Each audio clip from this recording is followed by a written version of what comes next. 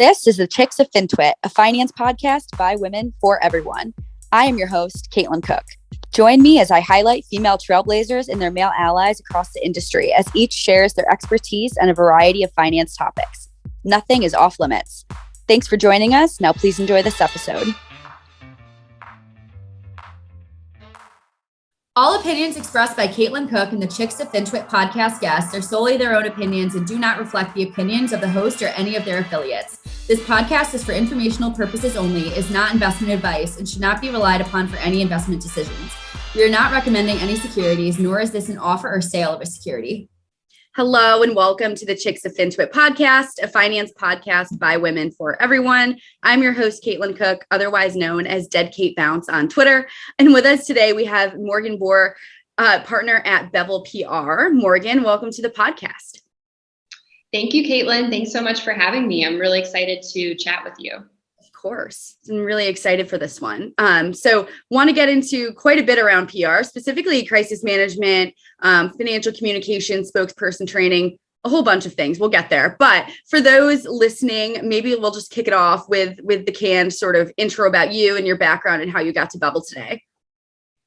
Yeah, absolutely. So as Caitlin mentioned, I'm a partner at Bevel. We are a boutique strategic communications firm. We work with fintech companies. We work with early stage and late stage tech companies, hedge funds, VCs. I studied journalism in college. I always wanted to be a writer or a communicator of some sort.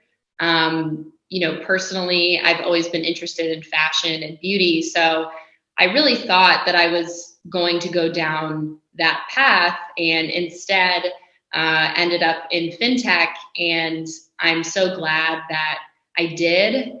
And being in New York City is one of the best places in the world to be at the center of so much innovation and culture and, interesting startups. So I love my position and I've been here for 5 years and I was the first employee at the company.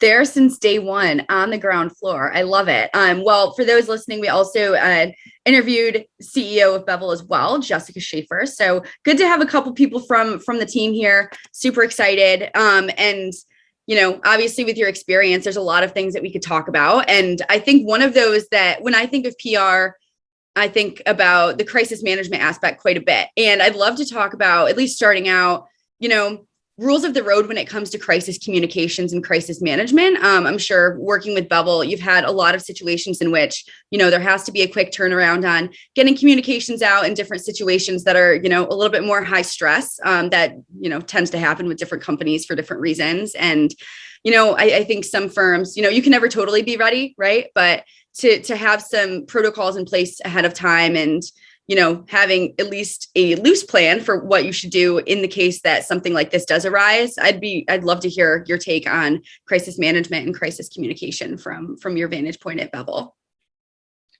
Yeah, absolutely. So I think, it's important to sort of understand, and I think we all see this as we read the business press, the financial press, as we watch CEOs of companies on CNBC or Bloomberg. As your company scales and grows, whether you're getting more funding or you're growing your team size, you're announcing big partnerships in the press, really as your brand, your profile, and your media presence grows, inevitably reporters will want to dig into, what's going on behind the curtain. So the more exciting your company is and the more you make a splash, reporters want to dig in and, that's their job, a reporter's job in the traditional sense. And, I went to journalism school, so I love studying the media and reporters and, their relationship with PR people, but their job is to find the facts and find the truth and remain unbiased. So when they start poking around and asking questions, generally they're really just doing their job. So, like I said, as the profile of the company becomes higher, the more likely it is you'll have reporters knocking down your door and asking questions. And I think it's important to have a plan internally. So, no matter if you're a startup or you're a public company, you should have a plan, and that plan should be agreed upon between the CEO, the head of marketing, the internal head of communications, really anyone involved in communication strategy internally. And then on the flip side, your external communications firm is either, driving that plan or is aligned with it completely.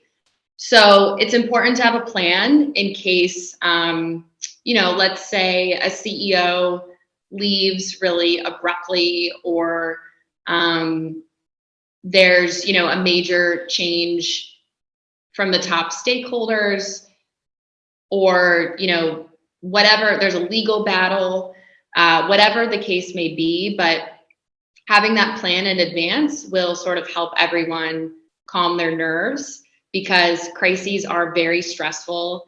They take up a lot of time, and the CEO typically has to stop what he or she is doing to help manage it and communicate with the press. So you talk a bit about having a plan, right? Ahead of time, being proactive, having some sort of structure to how you approach it, the stakeholders involved, people who need to be in those conversations, right? But what happens after, right? The more reactionary, that's a word, kind of response whenever these situations arise. I guess what are the most important things that firms should be doing after the fact, right? Kind of reacting to what they're seeing and trying to manage the crisis as it unfolds. Sure. So what I tell people and what I tell my team is it's really important to have a trusting and transparent and open relationship with your client. So you want to be able to call the CEO and say, tell me what's going on, or let's have a meeting and let's be transparent with each other. So in order for me to help communicate and solve this problem and get through this phase, we need to put our cards on the table. And I think we've done a really, really good job with that at Bevel. We have very trusting relationships with our clients.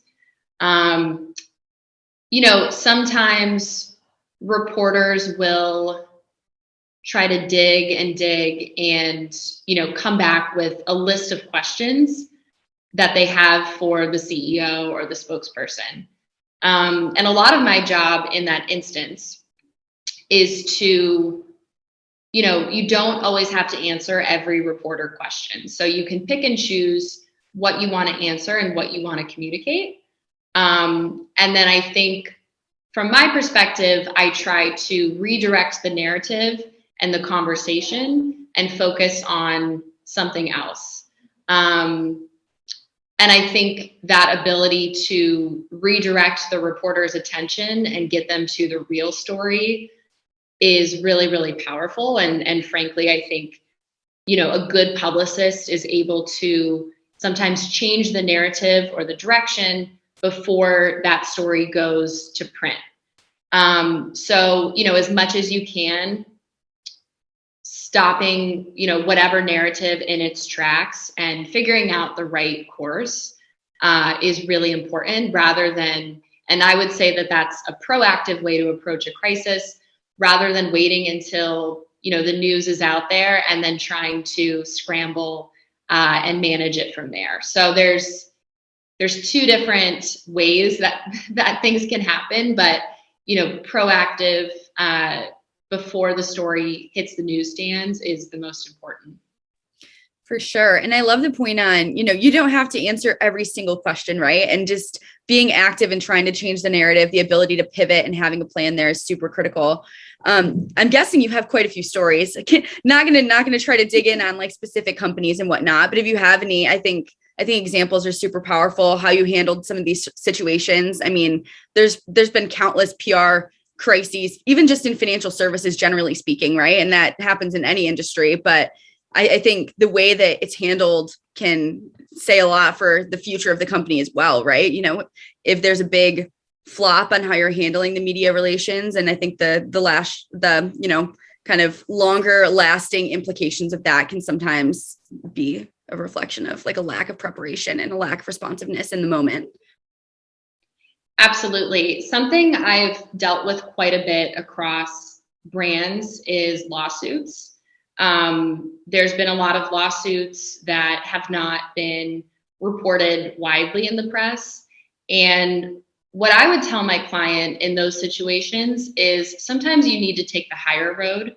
So if, someone is attacking you, suing you, you don't want to call the press and say, Caitlin is ridiculous. She's, off the rails. These are all the reasons why this lawsuit is untrue.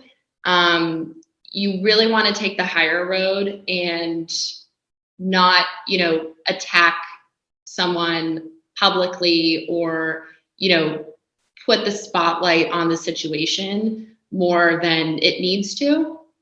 And I think, sometimes lawsuits, they can get a little dramatized, or I've seen pretty outrageous claims that are not true. And I think if a reporter is contacting me and saying, I heard about this lawsuit, or I saw the filing, and, I'd like to talk to your client about it. You don't have to respond to their requests immediately. You don't have to get them on the phone with the client. Sometimes I think less is more. You don't have to answer, going back to my first point, you don't have to answer every single question. I think, there's a lot to be said in taking a little bit of a backseat in those situations. So, I don't want to throw oil on a fire or gasoline on a fire, if that makes sense. Yeah. And I think that is super important, just to take a second and pause, right? Because I think, especially in the heat of the moment with really high stress situations, when these things come by, some people's automatic reaction or thought is to automatically react, right? You want to say something, you want to automatically respond, right? And I think it's a measured approach is definitely probably a little bit more warranted, and probably a better idea in almost every scenario, right? To take a second, pause, think about how it reflects on you, reflects on the company, and go from there. Just taking that extra second is critical for, do I need to answer this? How should I answer this? And what do the reporters actually need to know to keep this story straight, right? Yeah. And I think, stress management is 50% of the job.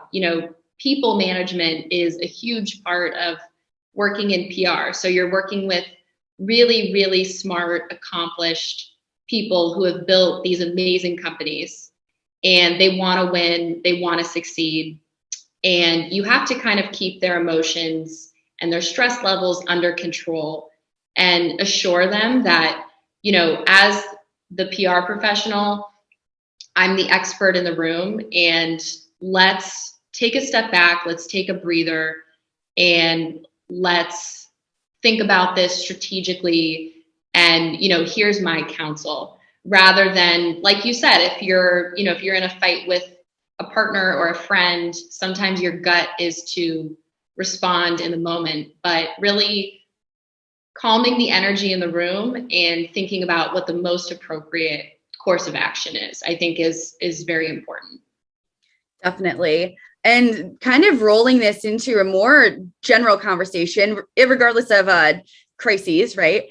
Just media relations, right? What are the rules of the road for people who are representing themselves, representing their firm, representing a brand, when it comes to working with the media? Because I think, you want to have a good working relationship, right? With the people that are, trying to find the truth, like you mentioned, and having the background on the media side. I'd love your vantage point from having that formal background, as well as working on the PR side, probably being in communications with those different media outlets all the time.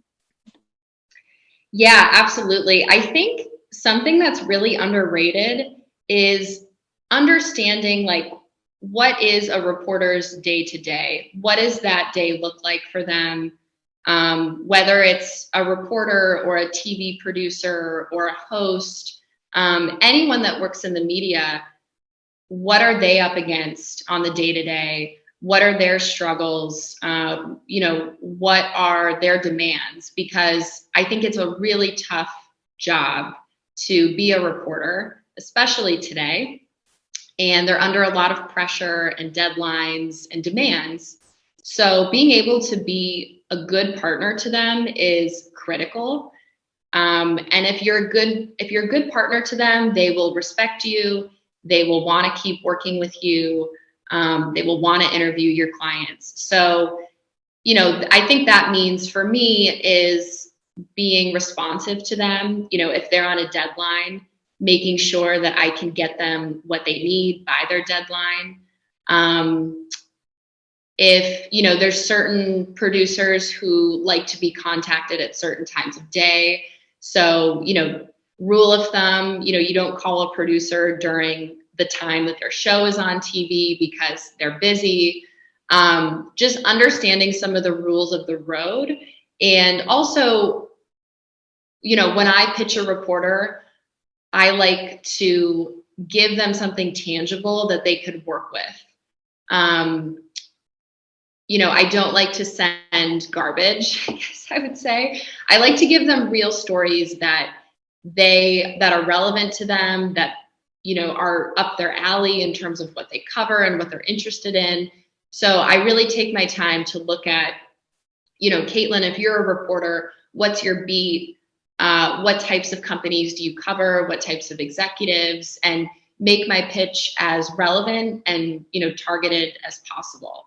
And I think just, everyone's human, no one's perfect, and we're all really busy. So if a reporter doesn't come back to me, I'm not angry at them. I'm not upset.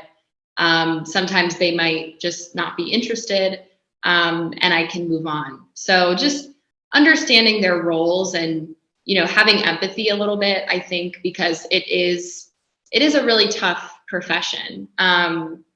I thought that I wanted to be a journalist, and, I wanted to live in a big city, and the pay is not always great. So, yeah. Yeah, I think we could definitely use a little sympathy for the media folks. I think it's very easy to, not really associate a piece with the person behind it who wrote it, who actually has feelings and that's their, their living. That's how they make their life from writing these pieces. Right. So, and, to your point, nobody's perfect. And I think we should remember that, because I have to remind myself of that as well with seeing certain media publications and whatnot, but just backing up. Right. I mean, they're there to uncover the truth, and they find what they find, and they're going to report on that. And that's what they get paid to do. So it's, definitely not an easy job, I would say. Yeah. Not easy, but it's fun. Once I establish a good dynamic with a reporter, we can bounce ideas off of each other. We can share notes. I can send them stories that I think are interesting. So once you develop a good rapport, and I think one thing that we do a really good job of is taking reporters out to drinks or lunch or breakfast.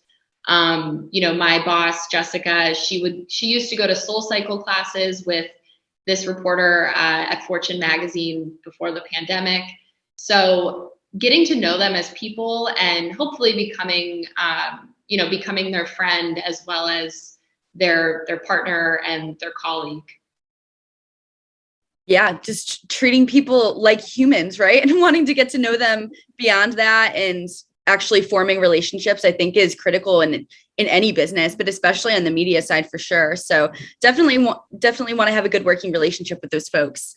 Along that same line, right? So for individuals at firms, right, that are maybe a spokesperson, I know that with Bevel, you've done some spokesperson training and around, working with the actual individual to get them more, concise and, making sure that the messaging is clear and all of the, everything squared away there. Could you speak a little bit more to, your tips for spokesperson training and just ensuring that the messaging that people are bringing across for themselves, for their brands, for their companies are clear?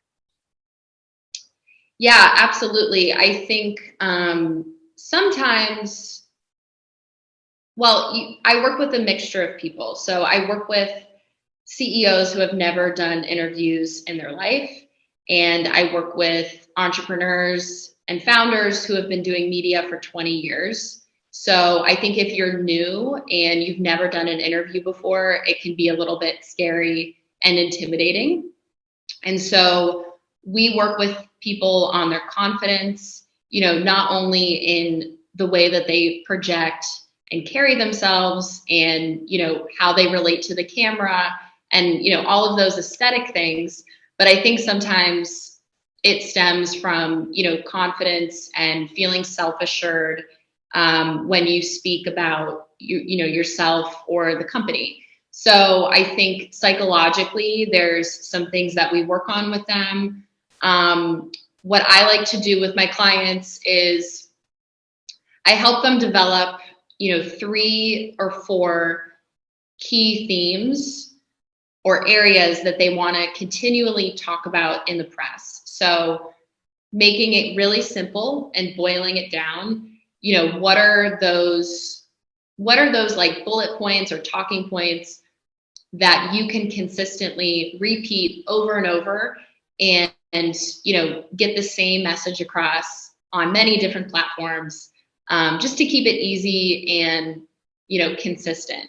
So what are those like top line narratives that we can work on, and how can we get you comfortable and confident, basically, repeating those in the press? So I think most of our clients are really good at this. And I love seeing the progression when we work with someone, maybe their first interview isn't so great. And, by their 4th or 5th interview, they've really progressed. And, seeing that I think is really rewarding, and gratifying.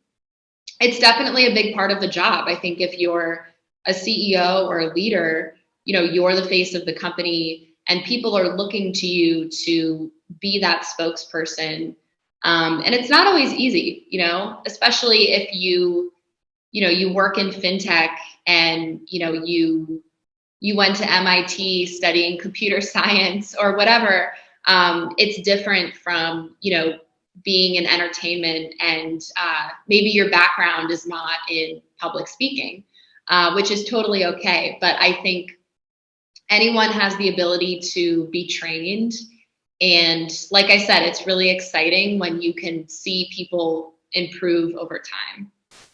Yeah, and you made such a good point at the end on, especially I work in fintech, right? Came from the finance space, and you get a lot of really quantitative people. So it's interesting that you mentioned that, because I do think I'd love to dive into a little bit more on just the confidence part of that, right? I mean, I run a podcast and I still struggle with that. So how do you instill that in the people that you work with, especially when, if they are a little bit more on the introverted side to begin with, definitely not one to be going up to people and talking to them at parties, giving presentations, that sort of thing, maybe not in their wheelhouse.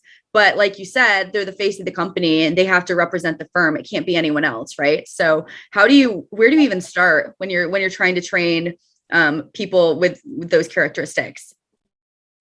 Yeah, I think I remind people that they're not out to get you.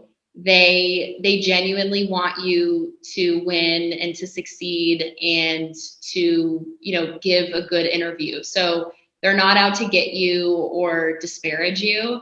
I think sometimes, especially really high profile people, have a conception of the press that, they're out to get me, they don't like me, we're not on the same team. But I assure them that they want you to succeed just as much as you do.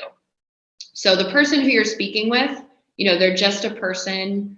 I think practicing over and over and over, talking to yourself in the mirror. I do a lot of mock interviews where, I pretend I'm the journalist and they're the spokesperson, or they're in front of the camera. Really just repetition over and over.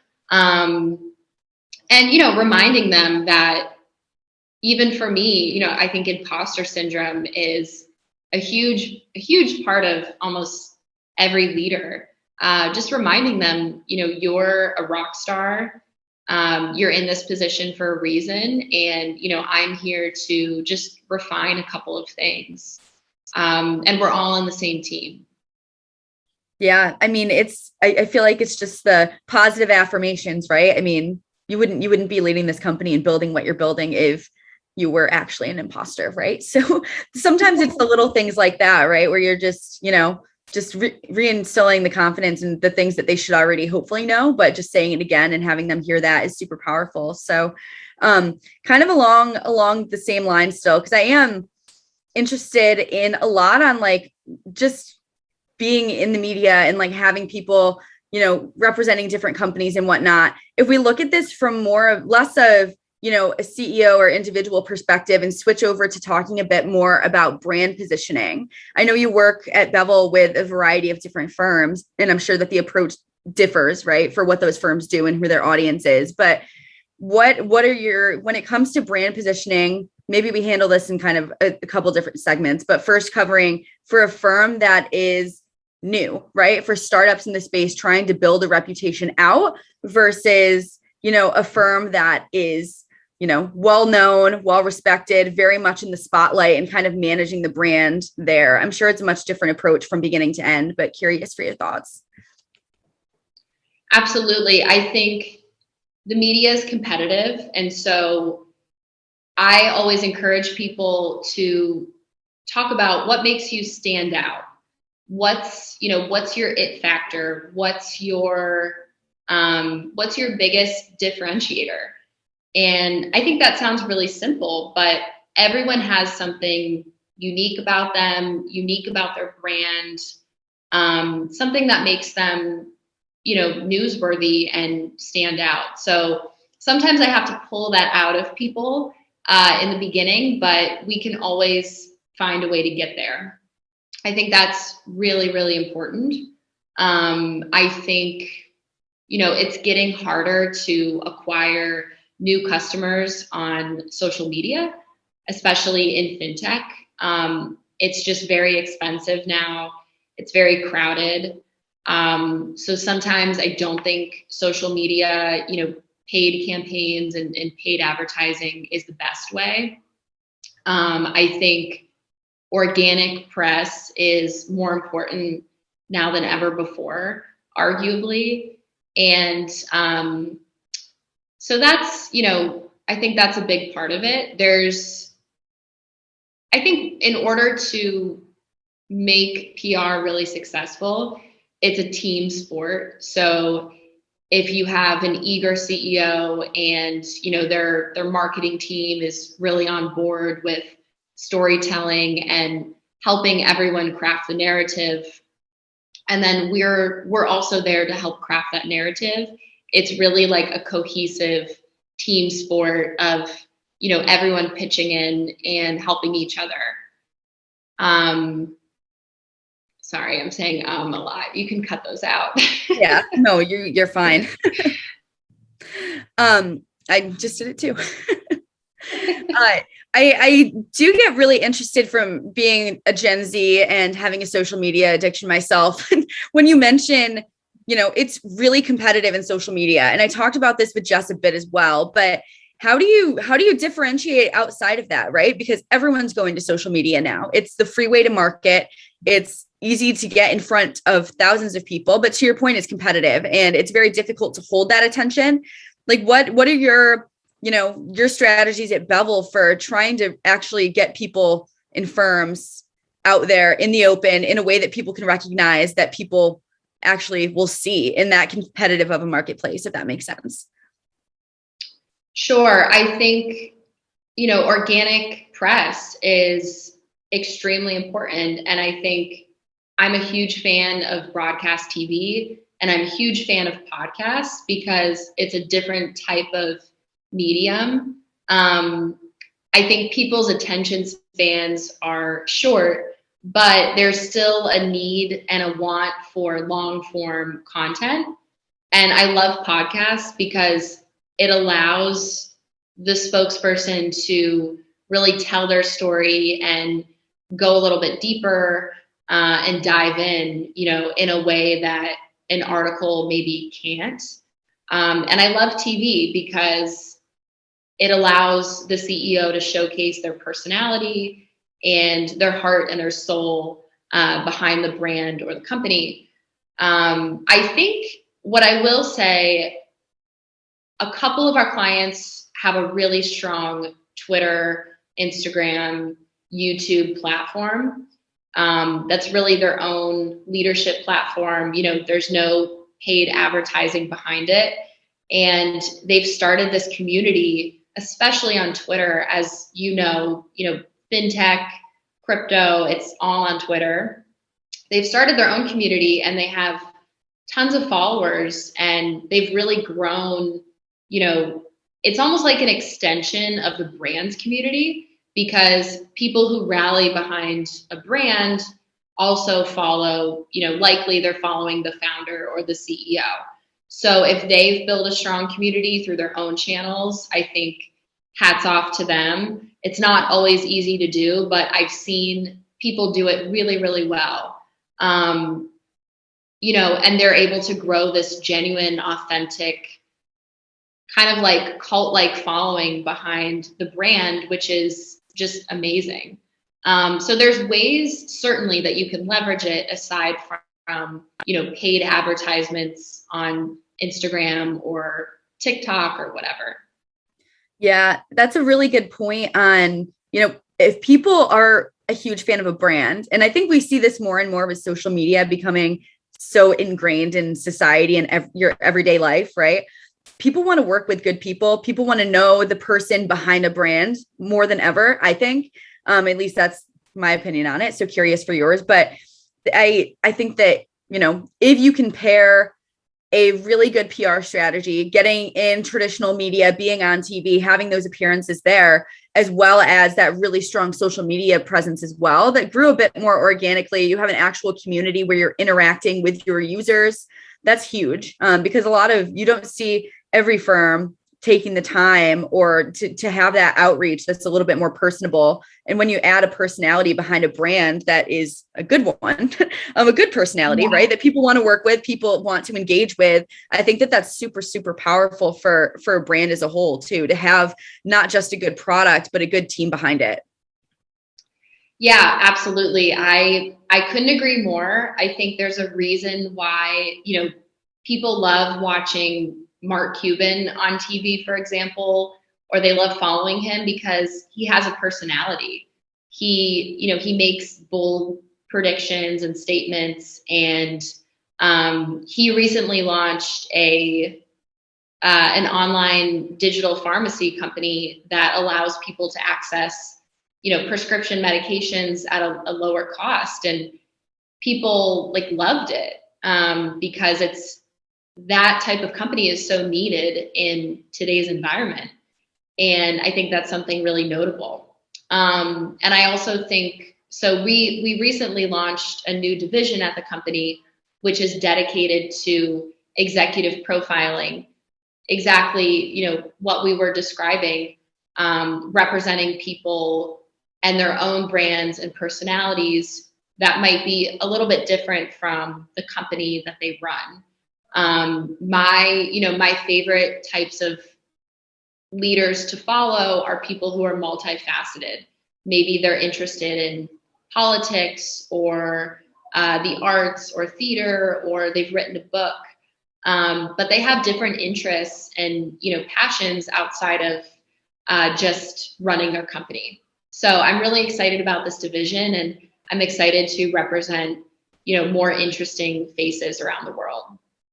So along that line, right? So getting into that then, the difference between, and I sort of asked this before, I guess, but getting into having a separate division entirely for representing individuals, how much of it, and maybe this is a dumb question, but how much of a difference in approach is there to representing the individual versus an entity, like a brand, a company, a product?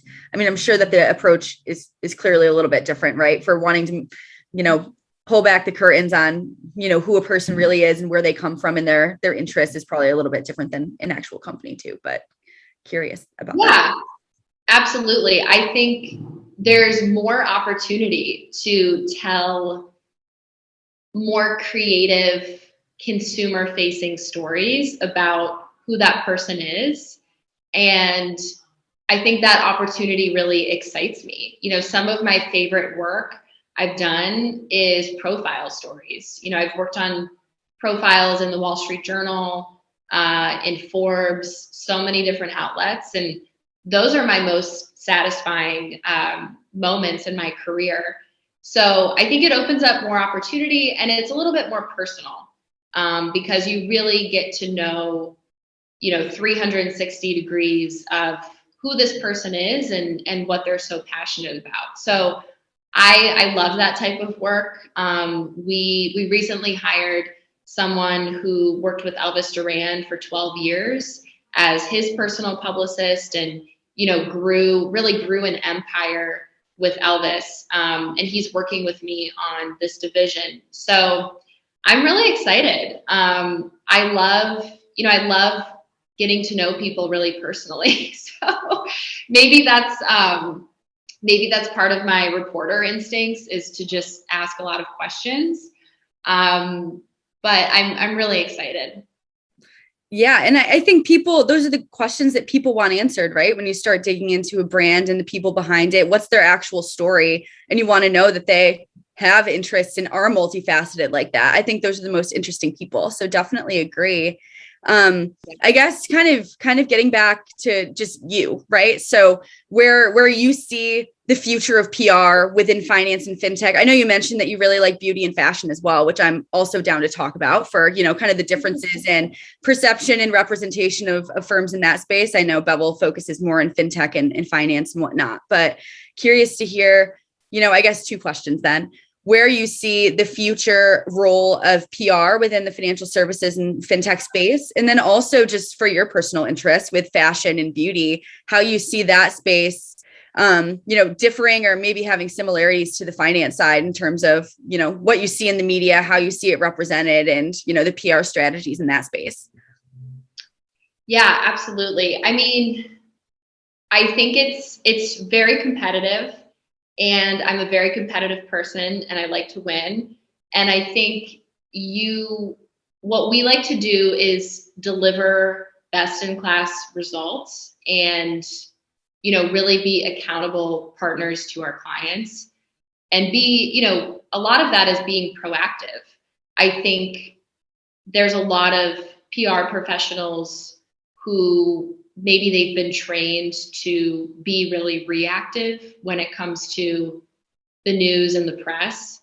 And I like the fact that as a firm, we hustle, especially working with startups. Everyone's hustling and being really proactive, and, finding those stories and being able to tell them is such an art and a craft. And I think we do it really well. So I think for, the next couple of years, I anticipate a lot of competition in the press. And I think really being hands-on with your client, finding that the thing that makes them special, and, finding the story is really important. I also think reading the news and being really abreast and, as to what's happening day to day is such an underrated skill. So I would tell every PR professional, read the news in the morning, whether it's a hard copy of the Journal or Apple News or, the daily podcast from the New York Times, whatever it is, just make sure you're a knowledgeable consumer. That will make you better at your job, to really pay attention to the news and how it's being reported. Those are really, really important. I think I read a stat that's like, for every one reporter, there's 7 PR people. So there's way too many PR people, basically, and not enough reporters. So I hope that more reporters enter the workforce. Maybe they're inspired to enter the workforce after a lot of, fake news and just frankly bad reporting that we've seen, especially coming out of the last election and the climate. I hope that people are inspired to, find the truth and be unbiased in their reporting and go out and do that work. What was the other part of the question? Just fashion and beauty. I mean, I'm, personally interested in that, right? Never worked in the space, but I'm curious for your outlook there where, you have an interest in it. You don't work for a firm that does PR on that side, but what do you see as the differences in, representation in the media and, that sort of thing for working with firms on that side versus finance? Because I think finance in the broader scheme of different industries that you can cover would definitely be a much different approach, I'd assume, than something like fashion. Yeah, I mean, and I have a lot of friends who work in communications for fashion and beauty. I like the fact that now in 2022, we're moving into more diverse representation in both of those industries. So, Victoria's Secret's new campaign, if you look at the women who they're showcasing, it's dramatically different from 10 years ago. I like where the industry is moving. I think we need more representation.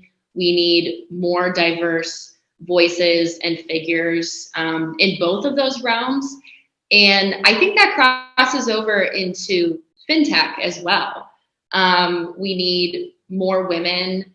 We need, more diverse representation, but also, if you're a leader at your company, I think it's your job to look within and uplift, the women or the people of color that you work with and go out of your way to do so. Sometimes I think that these, diverse voices exist, but it's my job to go out of my way to uplift them and teach them and, be a mentor to them and empower them. So I'm really excited about where we're going. I think we still have a lot of work to do. And I love working with diverse founders, especially our female founders. Right now, almost 50% of our portfolio is female founders and CEOs. So I'm really excited about that. And, COVID was really tough on working women, especially working moms. And I hope that we can find, that things can turn around a little bit over the coming years. I love that. And to your point, right? Going out of your way to find these people, right? And I think that's important because things won't change unless people make a conscious effort to help drive the change. If people aren't trying to have more diverse voices, trying to have more women, represented externally in the media or representing different companies and whatnot, I mean, things won't change just because they're not going to fix themselves. So I'm a huge fan of that for sure. And it's something that I think every industry could do a little bit better at, in my opinion. So to your point, going the right way, but it's a lot of work. And I think it's a concentrated effort that, the biggest people in the space need to be making as well, right? Because we need change coming from like all sides, really. Yeah, absolutely. It's everyone's responsibility, no matter what company you're at, what level you are. I think all of us can play a part and take responsibility for what we can do, for the people around us, the people, at a level beneath us, above. Everyone plays a role for sure. Definitely. Well, I know we're getting towards the end of our time here, but I always ask a few questions towards the end. But before that, I just sort of wrapping this up, right? I mean, we covered a lot of things. We covered crisis management, media relations, financial communication, sports, spokesperson training, you name it, right? I mean, if you're listening to the podcast, you know what we covered. So, but for people to have some takeaways, right? I like to have the tangible takeaways for people, a couple nuggets of information for them to bring back to their business, back to their, trying to build out their personal brand and just, always improving on that front. What are your biggest pieces of advice for someone that wants to build out that skill set when it comes to being a spokesperson, working on messaging for themselves or for a brand? What are your, last tips for them, for those who are listening to this today?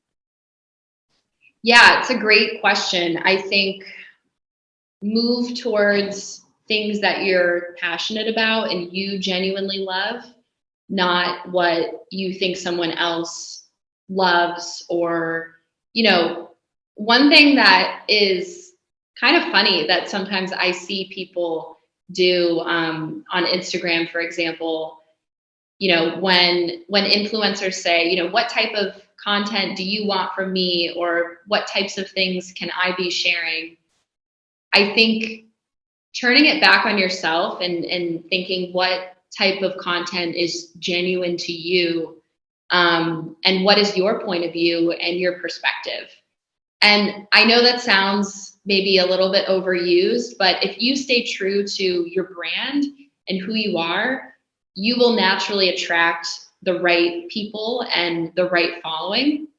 And again, the clients that I've seen, the founders that I've seen who have done this the best are very true to who they are and what they're interested in. And, they have a little bit of a sense of humor sometimes. They don't take themselves too seriously.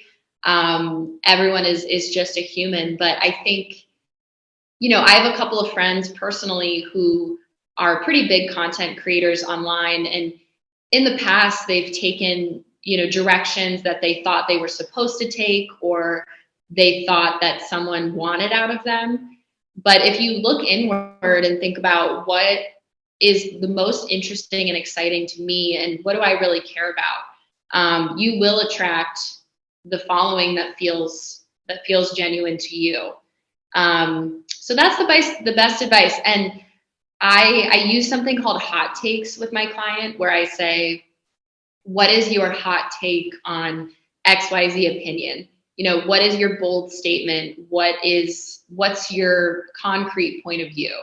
Because everyone wants to hear, mostly in the media, they want a bold statement, a prediction, or a concrete point of view on whatever subject you're discussing.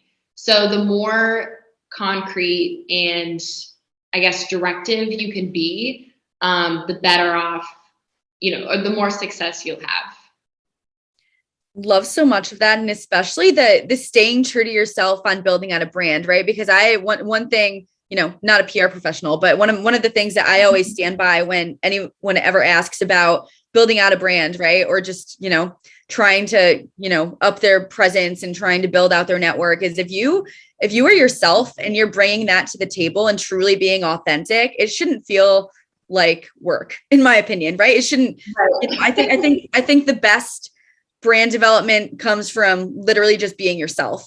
So I definitely agree with that, right? And you're going to attract the crowd that you're supposed to attract by doing that. And people can see through those who don't do that, in my opinion, typically on people who are trying to evoke this image that isn't them, or trying to go after something that they're not really passionate about. It definitely comes through. So definitely echo that. As much as possible. And be educated. If you're on Twitter, talking about NFTs or whatever, educate yourself, because you do want people to trust what you have to say. And I think people can tell when, oh, this person is an expert, they really know what they're talking about, or maybe, I don't know. So educate yourself, be smart. Yes, do that due diligence for sure. And read the journal every morning, to your point. No, that was great. So thank you so much. And I do want to wrap things up. I always ask people the same thing, right? Because we're always talking about finance and fintech and everything. And I love that, but you're also a person outside of that and have other interests, right? So what do you like to do in your free time when you're not, helping people with messaging and brand and, all of the great things that you're doing with Bevel? And crisis. Yes, and many, many crises. Yeah, I think, I've learned throughout helping start a company and growing this company, it's a lot of hours and a lot of work.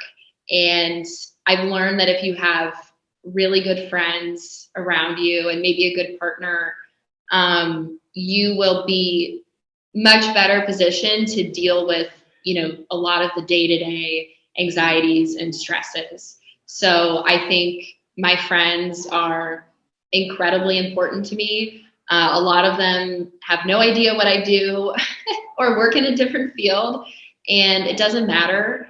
But being able to, recharge and even if it's, a coffee date or something really simple, taking your focus off of your work and your brand is incredibly important. So, however that is, I love to travel. I love to get outdoors. I love to, meet new people. And just, I think working in PR, you have to be curious about life and be interested in learning new things. And I've always been a very open-minded person and I love to learn. So, having that ability to turn off is extra important. Definitely, especially when you're all in on your work, right? You do have to make sure that you're stopping yourself, and self-care is critical. So if you that's one thing that you definitely cannot settle on. So definitely do that. Getting outside, huge advocate for that, right? So definitely agree with you there. But thank you so much for being on today. This was great. For those who want to follow along with Bevel, where can they find you on social media and whatnot to keep up with you? Yeah, so you can email me, morgan@bevelpr.com. You can visit our website, bevelpr.com, or search us on Instagram. And I'm also on Twitter at Morgan Bohr, but I don't use Twitter as frequently. I'm trying to get a little bit more into it. So if you have any tips for me, I'd love to hear them. Oh, yes. With the Twitter thing is, start out with a little bit of it and then you can't get off of it. And then you have a social media addiction like me. So maybe it's for the best, but it's a really great network. So, I should start giving out some tips for Twitter 101. Maybe we'll do an episode on that sometime just to get it out there for people who want to get started. But thank you again. Yeah, no, I'll let you know. You can be on. I'll have like a panel or something. But thank you again. This was great. Great to meet you as well. And thank you to everyone for listening. We'll be back next week with another episode. Awesome. Thank you so much, Caitlin. This was great.